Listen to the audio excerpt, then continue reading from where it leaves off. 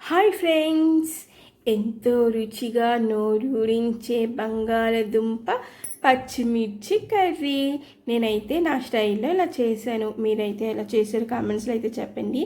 ఎంత బాగుంటుందో ఇలా చేసుకుంటే. ఓకే, ఎలా చేసానో చెప్పేస్తాను. ఇంకా మిక్సీ అయితే పెద్దది, కానీ ఇందులోనైతే తక్కువ ఐటమ్స్.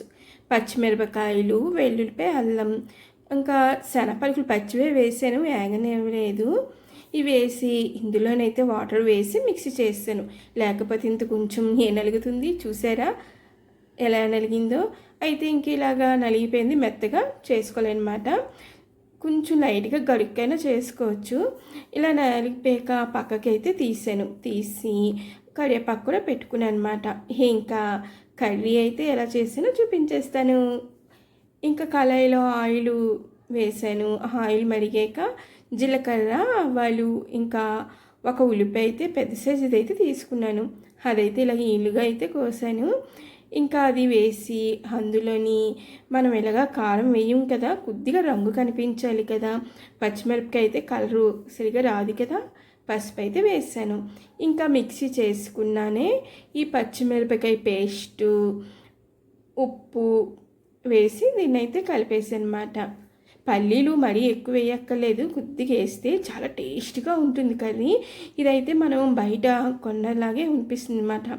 ఇంకా ఇది ఇలాగ ముద్దగా కలిపాను కదా, కొద్దిసేపు పచ్చిమిరపకాయలు కొంచెం పచ్చి స్మెల్ పోయే వరకు వేపుకుననుకో, మనకి కారం కూడా అంత అనిపించదు. ఇంకా దీంట్లోని కస్తూరి మెంతి అయితే వేసుకున్నాను, 10 రూపాయల ప్యాకెట్ అయితే తీసుకున్నాను అనమాట. వేసాక ఇలాగా ముద్దలాగా వచ్చింది కదా, కలుపుకొని ఇంకా ఉడికించి పక్కన పెట్టుకున్నాను కదా బంగాళదుంపలు, తొక్కలు తీసి అందులోకైతే అలా వేసేసాను.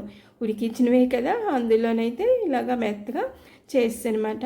చూడండి, నోరు ఊరించే పచ్చిమిరపకాయ బంగాళదుంప కర్రీ ఎలా ఉంది, ఎలా చేశాను. నేను ఆ స్టైల్లో చేశాను. మీకైతే నచ్చుతుంది అనుకుంటున్నాను. ప్లీజ్ కామెంట్స్లోనైతే చెప్పండి ఫ్రెండ్స్. మళ్ళీ మరొక కర్రీతో మీ ముందుకి వచ్చేస్తాను. Bye friends, bye.